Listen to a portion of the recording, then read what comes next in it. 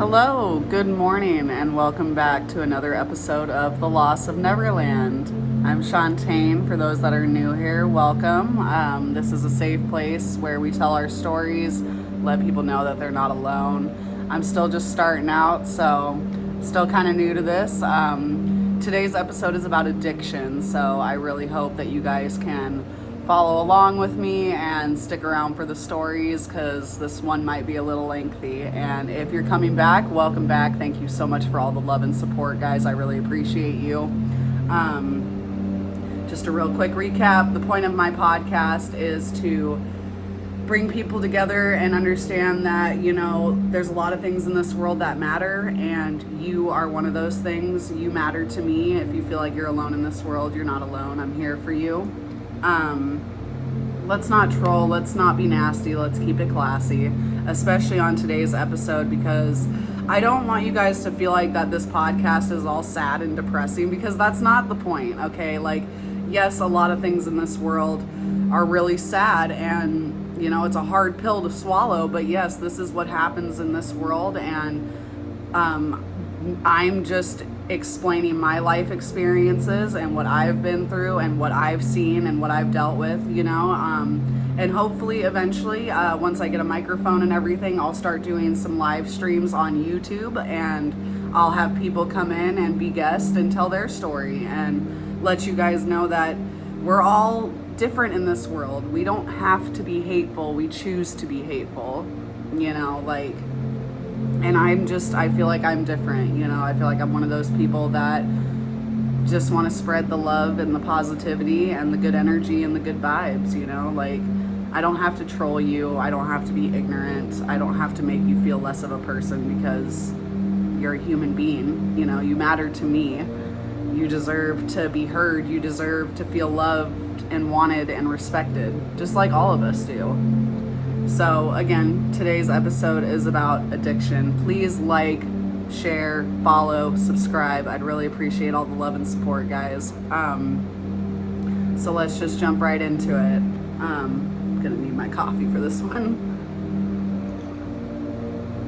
So I want to start off the episode with the actual definition of addiction. Now, yes, I know I wrote this down on the napkin, just kind of came to mind. So the actual definition of addiction. Addiction is a chronic medical disease marked by impaired control, compulsive engagement, and continued harm. Key aspects include loss of control, brain changes, and negative consequences. A lot of us have experienced addiction. A lot of us have witnessed addiction. It's not fun. It's very scary, actually, especially what it can do to people and what it does to people. The other thing I want to talk about today is impulse. So impulse is a sudden, compelling urge to act without deliberation or thought of the consequences. I have a horrible impulse control. Now, we're gonna, like I said, this episode might be a little lengthy, so I really hope you guys can follow along and stick around. I appreciate the ones that actually stick and listen to the whole episodes. That really means a lot to me, guys, because I know I'm not for everybody. It's hard to listen to one person for 45 minutes, so I really love you guys and I really appreciate you. So I want to start off with, obviously, addiction, right? Okay, so again, we are all entitled to our opinion. We all live a different life experience. We all have feelings, and we all have a brain, we all have a soul, we all have a heart. My heart has been split open twice, as you can see, and I have a pacemaker.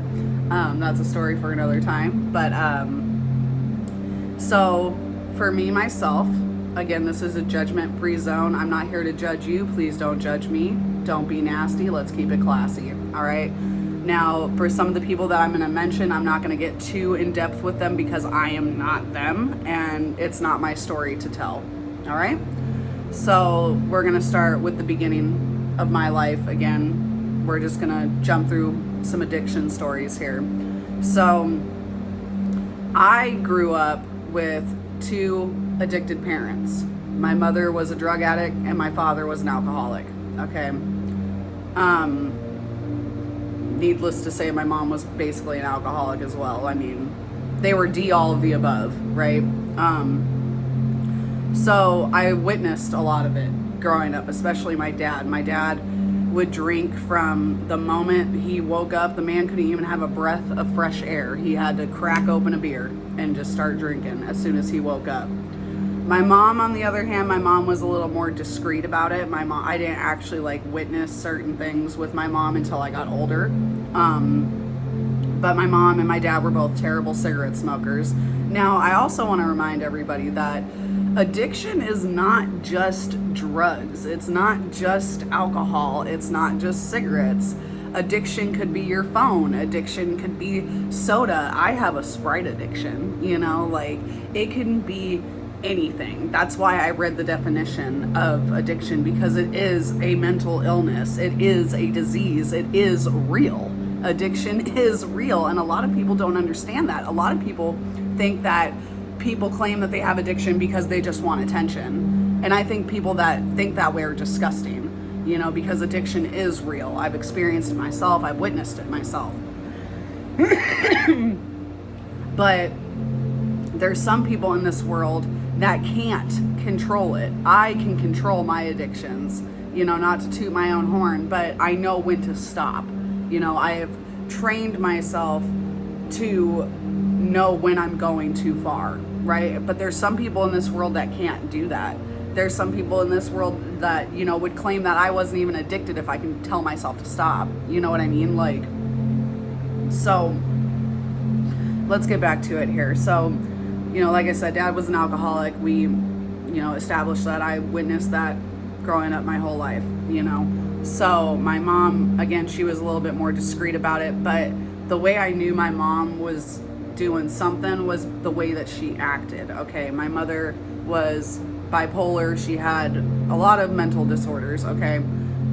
Excuse me, but again, not my story to tell. I'm not my mom. I don't know anything that was going on in her mind at the time, especially her life, growing up and doing drugs and,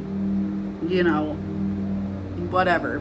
So I was also in and out of foster care when I was younger for those reasons, because my dad was drinking or my mom was doing drugs or doing pills or whatever, right? So in foster care, have you ever seen a teenager or like a 10-year-old girl on drugs?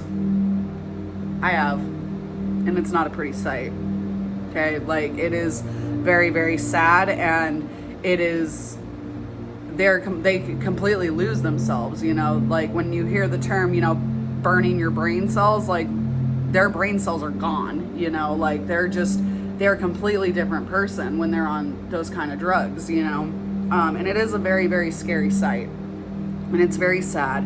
And that's why when people tell me that they've been 10 years sober, 5 days sober, I always have to congratulate them, because that is not easy, and not everybody can do that, excuse me. So growing up, I started, dabbling myself. When I hit 10 years old, I started smoking pot. My sisters were smoking pot, so I wanted to join the crew, because I knew my parents were smoking pot. So me and my oldest sister started smoking pot when I was 10 years old. That was a whole different life, being high like that, especially being so young.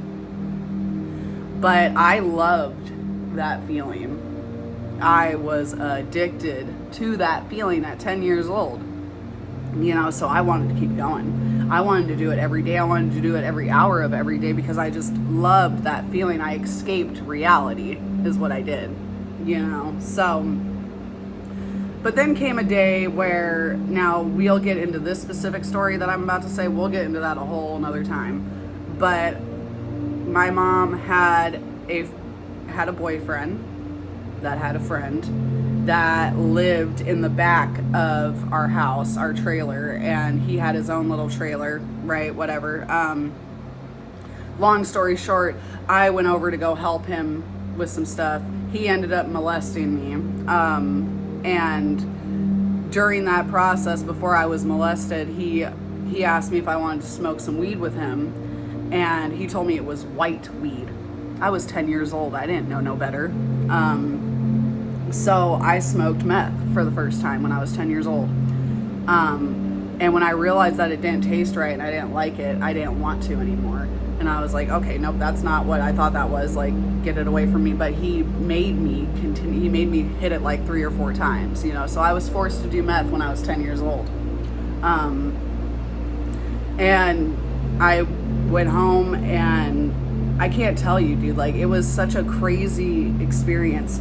Like, what it did to my brain. I was like hyper focused on so many different things, and I couldn't stop talking. Kind of like I am right now. I'm just naturally a talker. But no, back then, you know, being on that drug, I was just fucking, excuse my language, I was just, I was freaking just going and going and going and going, you know. And I came home to my sisters, and my oldest sister, Ashley, already knew right out the gate something wasn't right, you know. And we were watching this drug show, ironically. They were watching some criminal show, her and my other sister. And I was like, you know, I smoked white weed. I told my sister, Ashley, I smoked white weed. And she was like, there's no such thing as white weed. Like, what are you talking about? And sure enough, meth came up on the screen. And I was like, well, that's what I did, you know. And my sisters freaked out, you know. My mom found out. The school found out. It was all types of bad. It was all types of crazy, right? Now, thankfully, gratefully, I didn't get, like, addicted to it. I didn't like it. I didn't want to do that again, you know. I wasn't into it, you know. Let's fast forward a bit. So now, when I was 12 years old, I was still smoking pot. So I was smoking pot from 10 to 12. And I loved it, you know. But my 12th birthday, I told my family I wanted to get higher than I've ever gotten high before, right? And, oh, we did. So we were in my sister's Chevy Malibu. It was me, my dad, both of my sisters, my dad's friend. We were all crammed into this car, and we hotboxed this car, right? And holy smokes, bro. Like, I got so high that I gave myself a panic attack. And it was the scariest experience ever. Like, I felt like I was on some hardcore drugs, you know, like I felt like the car was caving in, the music was so loud, I was freaking out at that point, you know. So by the time I got home, I had to sober up for my mom, because my mom didn't know I was smoking. And I tried to sober up, but, you know, moms always know, like, something was wrong. So she made me go to my room, you know, and she gave me a glass of milk, told me to take a bath and relax, you know, whatever. And I did, and I finally eventually started calming down. So I quit smoking for 6 years. I quit smoking pot for like 6 years, because I just wasn't into it, you know. Like, that whole experience scared me. I didn't want to do it ever again. So, my mom was a big meth head, you know, and my dad, I don't know about my dad. I don't think my dad actually ever did any drugs besides besides weed. Like, that's all he did was smoke weed and drink. That was his 2 things, and smoke cigarettes, you know. I started smoking cigarettes when I was like 18, and I shouldn't have been smoking. I mean, of course, when I was younger too, I would steal my parents' cigarettes just for the attention, you know, and I'd try to smoke them with my friends and be cool, but I never actually inhaled it, you know. But yeah, mom was a bad meth head. I believe she did heroin and stuff too, but again, not my story to tell. I don't know all the details.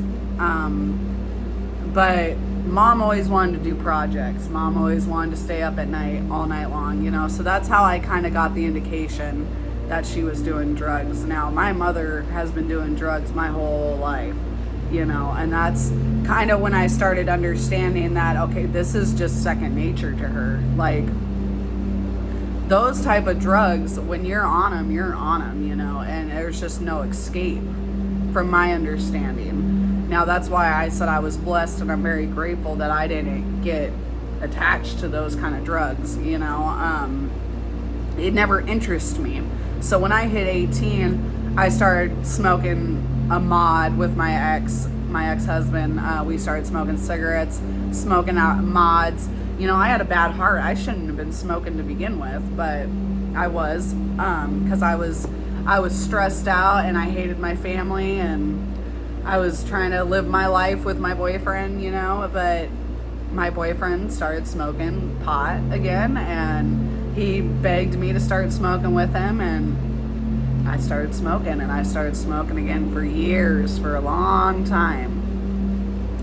And then I got pregnant with my son, so I quit smoking everything, you know, and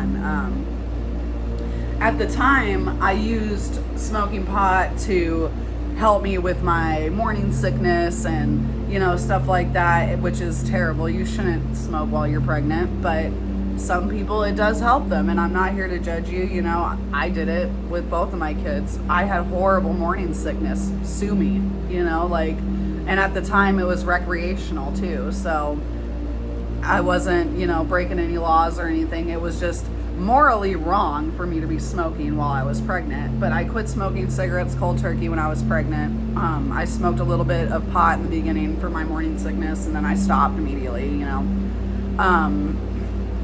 Drinking was never a big issue for me. My ex-husband, you know, took my 20s from me, so I never really drank. I mainly drank when I was in high school, believe it or not. And it wasn't like, again, it wasn't one of those things that I felt like I was addicted to. It was just, it was there. It was fun. Like, we got older people to buy us alcohol all the time. You know, that was just the thing to do back in high school. But when I turned 21, it wasn't fun anymore. So it was like, okay, like, now what? That's when I went to pot, you know, and stuff. But now, alcoholism, my dad never drank hard liquor, okay, as far as I know of. He was a Miller fan. He's Miller High Life, always, okay, and he still is to this day. Again, look at how, my father is 75 years old. The man has gone through pancreatitis. He has, like, basically almost had stomach cancer, from my understanding, and he still drinks like a fish, you know. That's the addiction. That is the disease. It is his second nature. There is nothing he can do about it. He can tell himself that he can quit, you know, whenever he wants or whatever, but in reality, he's never going to. You know, my mother's motto was, I'm a grown-ass woman, I'm going to do what I want. And that was her philosophy for drugs, you know, and there was nothing you could tell her what to do, you know, and I don't know if she's still doing them now. I try to blank that out as much as I can, because it's none of my business, and she's my mom and he's my dad, and no matter what, I will always love them. As much as I despise my father and he makes me so angry by the things he says to me sometimes, he's still my dad and she's still my mom, and even though they've made terrible decisions in this life, doesn't mean they're not my parents, doesn't mean they didn't give me life. You know, I wouldn't be here today if it wasn't for them. So yes, we all make terrible decisions in this world, but especially when we are on drugs. When we're on drugs or when we're drinking, when we're doing any of that, we make horrible decisions. We make, you know, we don't think about the consequences. We don't think about any of that. There's horrible impulses when you're drinking, when you're high, any, like, you know, the munchies, like, those are impulses. Like, that's all I'm trying to do with this episode, is just bring awareness that addiction is real, and it's a scary, scary thing to go through, and it's a sad, sad thing to witness. And there's a lot of people that can't stop it and they can't control it. But if you're one of those people that are watching this and you're listening to this right now, I want you to know that it's okay and you're not alone. And maybe you should stop into AA. Maybe you should talk to somebody. Maybe you can message me personally and I can talk to you. Now, this is where some people might come for me. Okay, now bear with me, guys. Like I said, I don't think I have personally really truly experienced full-fledged addiction, besides when I was like younger and I was smoking pot and I would literally want to do anything to get that next high, you know, for pot. I mean, this was pot. This wasn't meth. This wasn't crack. This wasn't cocaine. This wasn't any of that, you know, like this was pot, and I was willing to sell shit. I was willing to do anything to get some bud. That is addiction. But people do that for drugs. You know, one guy told me one time, and I mean, he's not wrong, but he was like, have you ever been to the point where you want to suck some dick for some drugs? And I was like, no. And he's like, then you're not addicted. Until you can sit here and literally go down to the dirtiest depths of hell to get your next fixed, you're not addicted. That was his perspective. I don't see it that way, but that was his perspective, right? And that's okay. Like, again, we're all entitled to our opinion. We all have different experiences. We all go through different things in our life, right? So let's go back to it. Now, when we hit 21, I didn't have an alcohol problem, but my ex-husband did. When my ex-husband turned 21, alcohol was his escape. We gave him an alter ego how much he was drinking. Now, he was drinking hard liquor, pure hard liquor, tequila, vodka, you know, Hornitos, Patron, you name it, he was drinking it. And we were freshly married, and I told him, like, I didn't like him drinking, you know, and I told him he was an alcoholic and I hated it and I didn't like it, you know, and I was gonna leave him. I was being a typical naggy female, you know, and this is kind of a little bit of a darker story, and I won't get too far into it because the past is the past. It doesn't matter. It is what it is. It happened. And this is the perfect example of addiction. My ex-husband would do anything and everything to get that next bottle. Okay. He had a problem with vodka for a while. Excuse me. So every single day he had to have at least a fifth of vodka. Every single day. He did anything and everything he could to get that fifth of vodka. Well, one day, I'll try to make this story short, and again, I'm not trying to be super dark and depressing, but I'm just trying to give you guys the reality of life here. One day, he wanted that bottle so bad. So bad. His big sister, his older sister, told him, hey, if you drive me here, I'll get you some money so you can get some booze. Well, the naggy wife had to go. I had to go with him. You know, so I go along for the ride, and I'm totally instigating everything. Okay, the number one thing that you should do in this world is take accountability, and it took me many years to actually admit to what I'm admitting to right now. I was nagging him, and I was poking that bear. I was poking that bear over and over and over and over again that entire car ride. Now, this car ride was about a good 30-minute drive. We were going from Reno, Nevada to Carson City. And long story short, his sister had to do some business, right, to get some money. So during that process, he was already drinking. He was already drunk. He was already intoxicated. But he wanted more alcohol.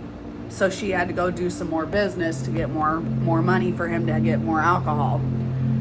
Now, he's arguing with me inside the car about him being drunk, you know, and telling me it's none of my business. You know, he's a grown man. He's going to do what he wants. And I'm complaining, and I'm, nagging at him, telling him, take me home. I don't want to be here while you're drunk. I'm talking so much smack to him. Finally, to the point where, like, now this is where I kind of have suppressed my memories. That's what I was getting at with my mother, and I'll come back to that. But I have suppressed a lot of this memory because I don't remember it, and I don't want to remember it. But I said something to him. Now, this man was completely blackout drunk, okay?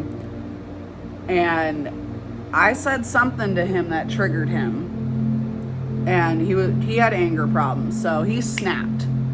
And I don't know what happened in that car. Fists were flying, but my entire left side of my hair was ripped out right here. So that's what you guys will notice. I always have my hair off to my right side. It's because I had a bald spot right here. I had a really nice bald spot. You can see kind of the baby hairs that have grown back. He ripped out my hair, okay, and he fractured my nose, and yeah, it was bad. It was really, really bad, okay, but it wasn't his fault. It wasn't his fault. And a lot of people will probably comment and say otherwise, you know, like, oh my God, he shouldn't have done that to you. No, he shouldn't have. And there was a lot of things that he shouldn't have done to me, that he was sober too. But that's a story for another time. The point of the matter is, it was so bad because of that alcohol. Have you ever heard of the term liquid courage? So many emotions are heightened. Anger especially is heightened. And, you know, there's so much going on in your brain. It's a chemical, dude. It's a terrible disease that is just blocking your judgment. Your frontal cortex is gone. All your morals is gone. Everything is gone. Okay, like, and yeah, he beat the shit out of me. You know, he did. He did a number on me. But you know what? I had it coming. I was talking so much smack. Like I said, I was poking the bear. Again, it's not an excuse. Shouldn't have happened. But the reality is he was extremely intoxicated, and it wasn't his fault. He ended up going to jail for it, okay, because he drove me and his big sister back home, so he got a DUI, of course, and police officers got involved. He went to jail. I had to go to domestic violence classes, you know. He had to go to AA, all of that, and he changed his life, and he hasn't been that way since, you know, but again, we're not together anymore. That's a story for another time. But the fact of the matter is, as time went on, when I left my ex-husband, I started to develop a drinking problem. And I have told myself for so long, so many years, that I am not an alcoholic and I don't have a problem, especially because I would say the term, you know, I don't drink in the morning. If I don't drink in the morning, I'm not an alcoholic, you know. If I don't drink every single day, I'm not an alcoholic. And I've been telling myself that for years. I've been single for 2 years now. I divorced my ex-husband 2 years ago. I was with my ex-husband for 15 years. But that little bit of time frame, I want to say like the last 2 years of my relationship, plus the 2 years of me being single, I have been drinking heavily. That first year when I first left my ex-husband, I was drinking really bad. I was drinking every single day. And it was just natural. It was like silk, you know, it was just coming down easily for me. But now that time has gone on, and like I said, I can control myself. It's not to the point where I'm selling myself on the street to get alcohol, you know. Thankfully, I'm not at that point. And I'm so sorry if you have ever been in that position where you had to do something you never wanted to do to get your fix. I'm so sorry. I sympathize with you, and I'm here for you, and it's okay. Like, I'm not here to judge you, just as I would assume that you're not here to judge me. But unfortunately, we have haters in this world. There's nothing we can do about it. People are going to hate. People are going to discriminate. I'm trying to spread the positivity and the love in this world. Again, and I'm going to repeat myself so much throughout all these episodes. You are not alone. I am here for you, and it's okay. We all have made mistakes in this world. We all have impulse. We all have addictions that we're not proud of. Right now we're talking about alcohol and we're talking about drugs. Those are like really big things that are people that are addicted to, you know, that are unsafe. They're not healthy, you know. And most recently, I met a guy. I went on a date with a guy, and he told me to go to an AA meeting with him. And I was really uncomfortable. I was really ignorant about the entire situation. I was like, I don't belong with these people, you know, like, I'm not an alcoholic. I shouldn't come here, you know, whatever. But then I walked in there, and I'm not going to tell anybody's stories because that's not allowed. That's not okay, you know, and I'm going to respect that. But it's the fact that I went into this AA meeting, and I know I'm not an alcoholic, especially after hearing these stories, you know, like, oh my goodness, these people have gone through so much in their life, Another reason why I created this podcast. Goodness, my allergies are terrible, guys. I'm so sorry. So hearing these people's stories made me realize that just because I don't drink alcohol in the morning actually does mean I'm still an alcoholic. That does still mean I have a problem. Why? How do I know that? Because I have that impulse. I have that urge in my soul that I want that alcohol. That, like, man, I really want to get, I call it my mommy juice.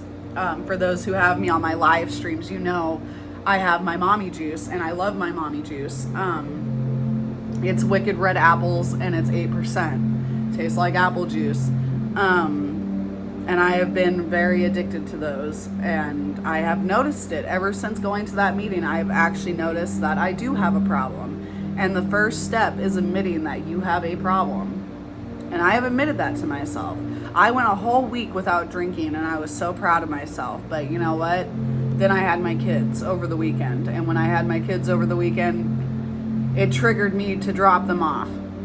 I felt so bad, and I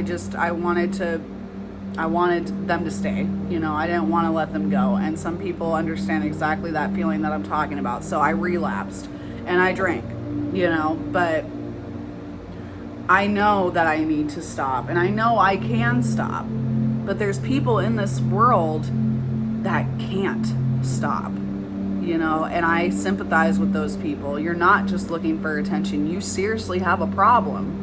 And I am here for you, and I am willing to try and help you. I'm not a doctor. I'm not a therapist, but I am a human being, and I am here for you, and I'm willing to listen to you, and I'm willing to help you, you know, any way that I can. Now, I'm going to give you a perfect example of this, and I apologize for dragging this on, but I really want you guys to be aware of how serious this is, because I'm going to use my sister as an example.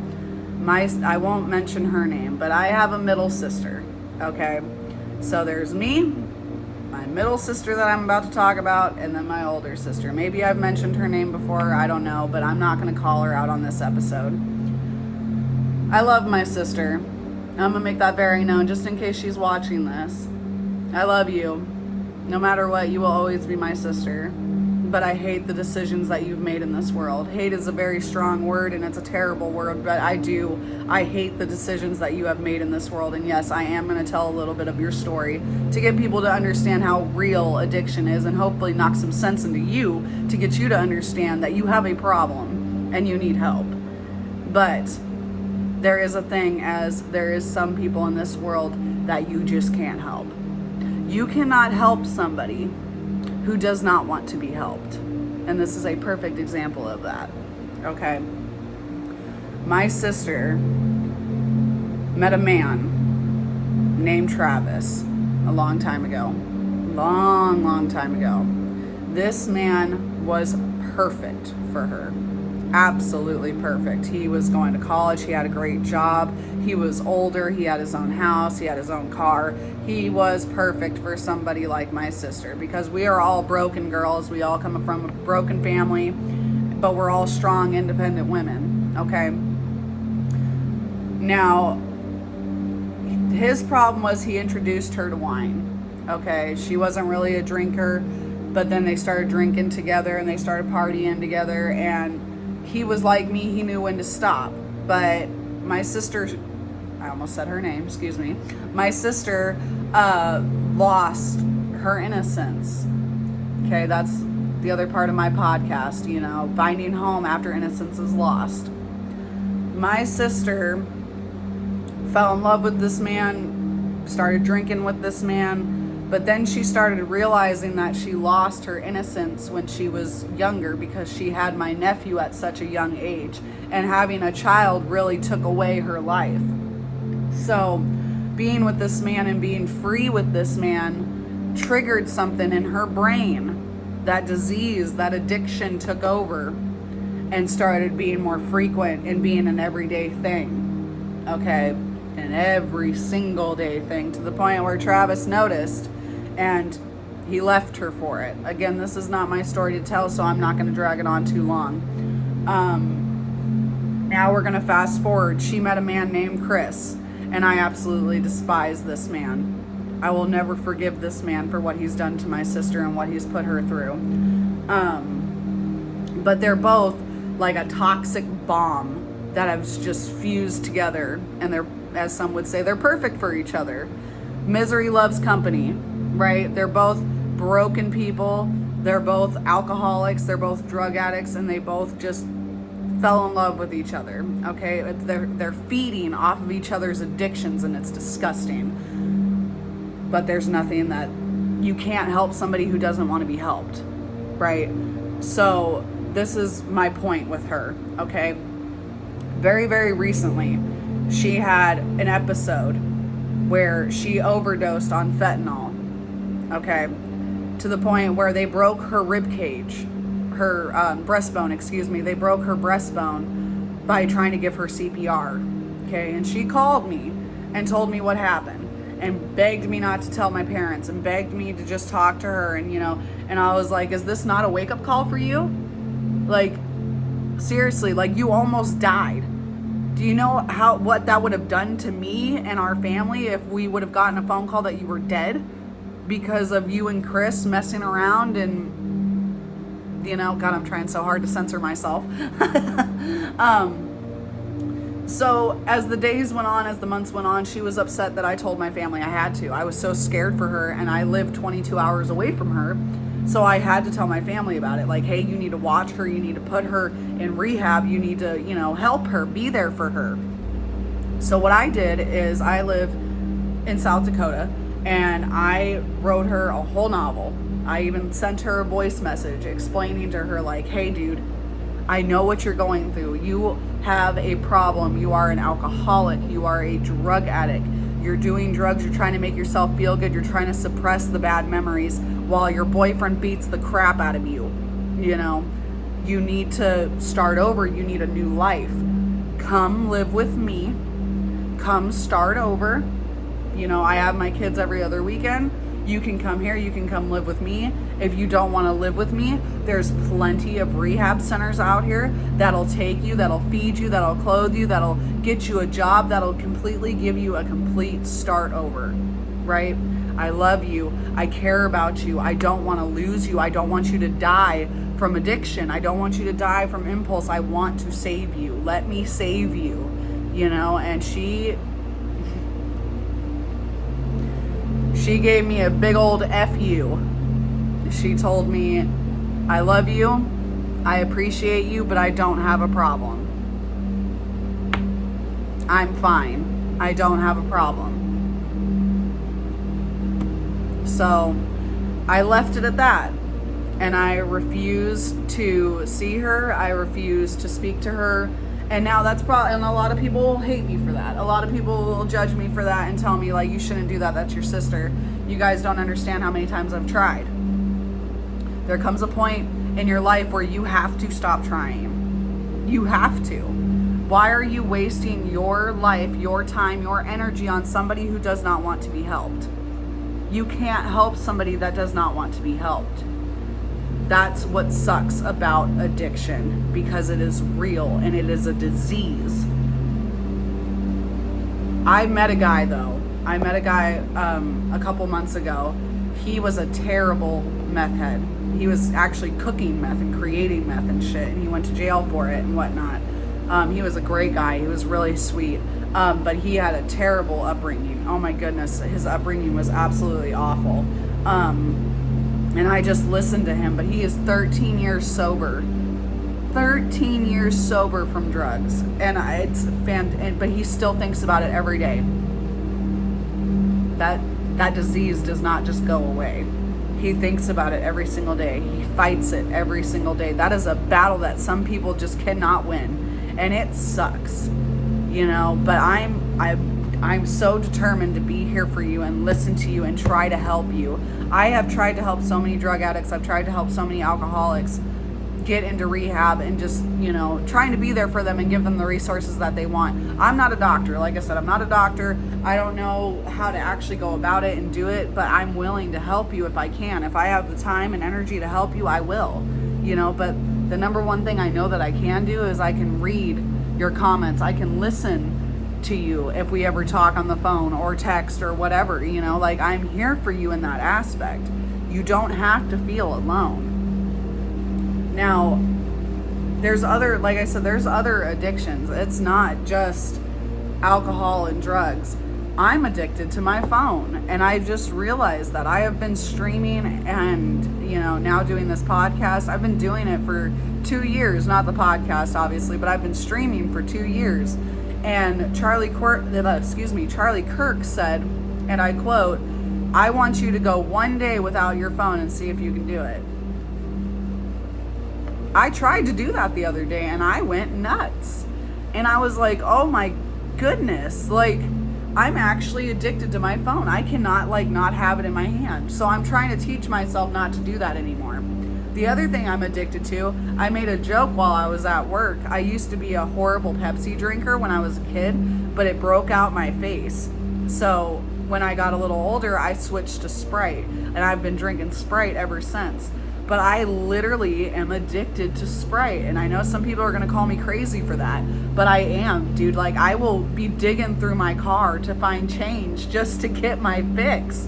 Like, seriously, it's so real, dude, and people don't understand that. My father is one of those people, and God bless his soul. I hate the things that he says to me, but you know, he told me one time that I'm just doing things like this to get sympathy from people. I want people to feel sorry for me. If that's your opinion, why are you watching me?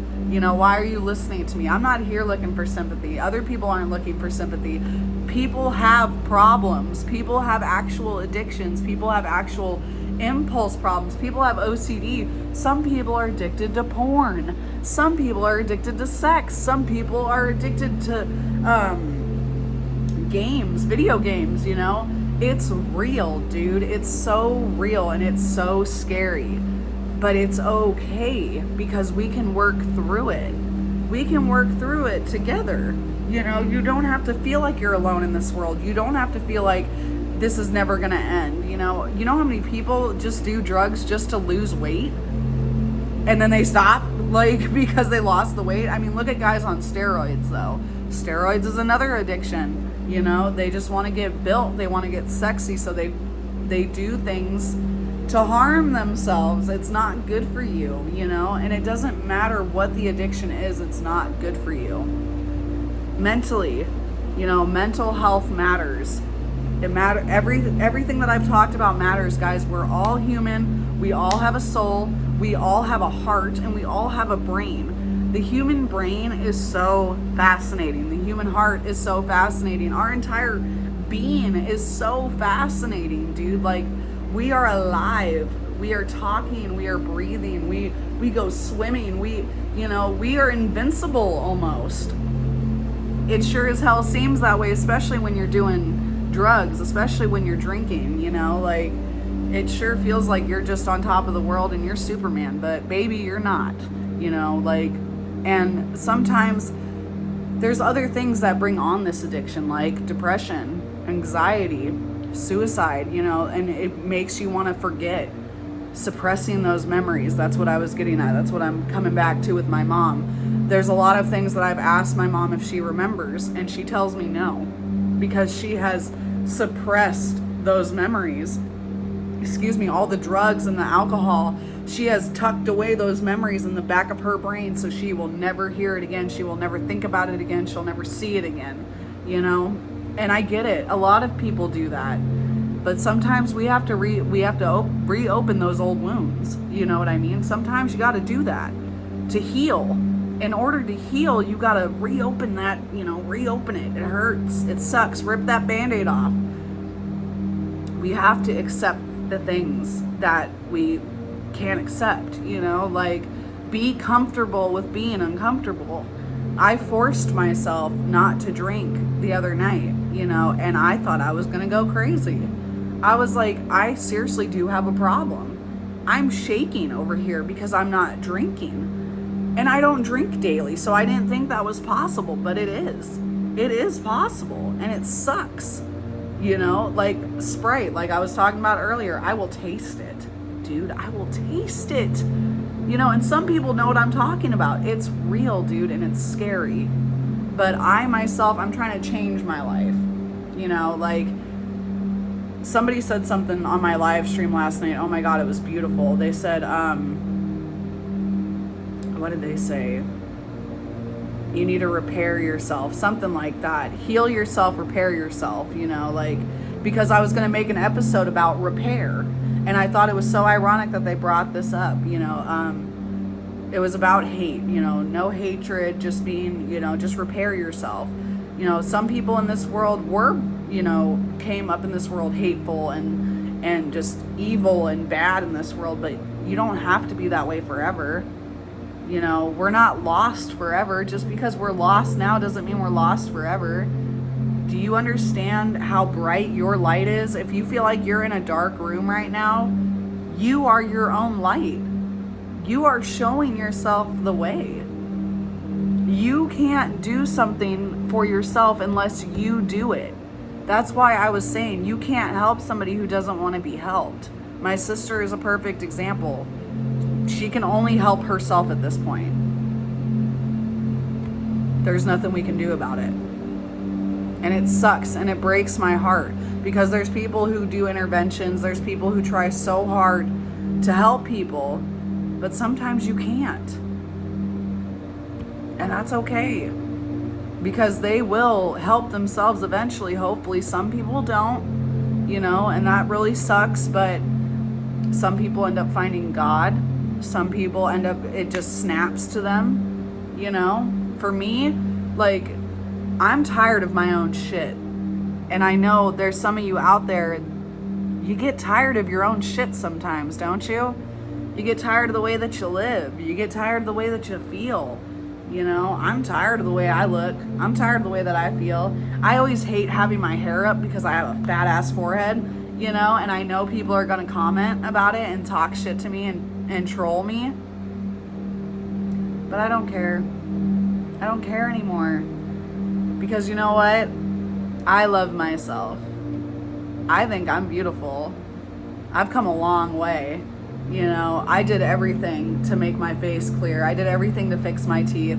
Yeah, my teeth are yellow. I was a terrible cigarette smoker.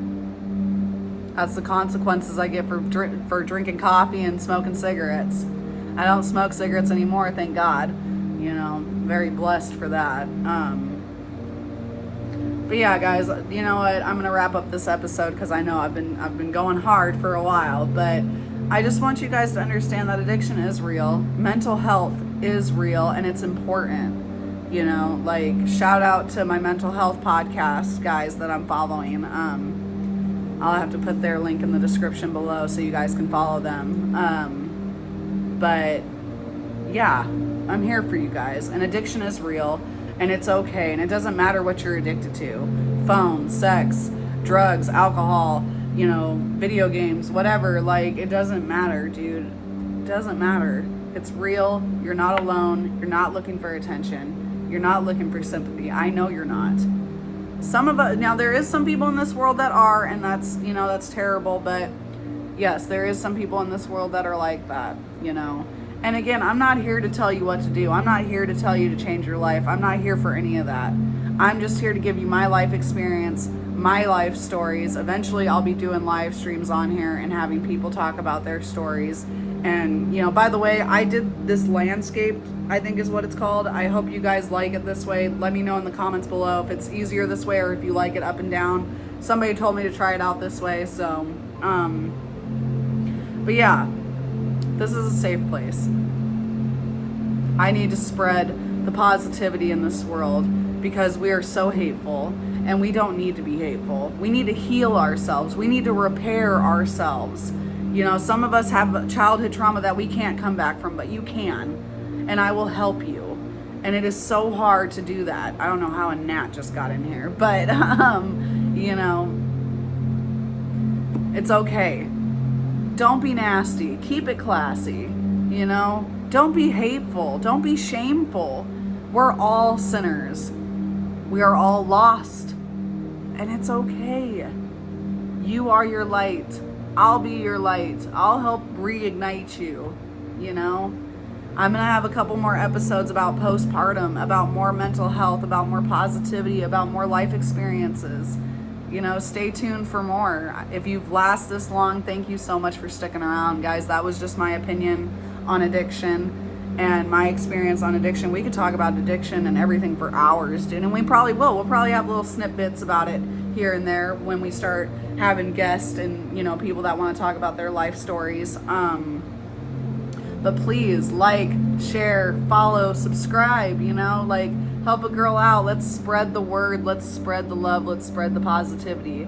Let's help repair this world. You know, that whole make America great again. Let's make the world a better place. Let's bring peace to this world. Let's love thy neighbor. Let's actually, you know, be here for each other. You know, seriously, we don't have to be hateful. We choose to be hateful. I don't want to be hateful anymore. I'm tired. I don't want to be hateful.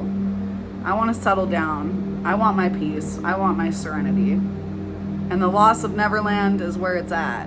Let's go find our Neverland. Let's go start a whole new world. You know, seriously. Let's grow. Let's expand. I hope you guys have the best day ever. And until next time, stay tuned for episode 4. I love you, and I hope you have the best day ever.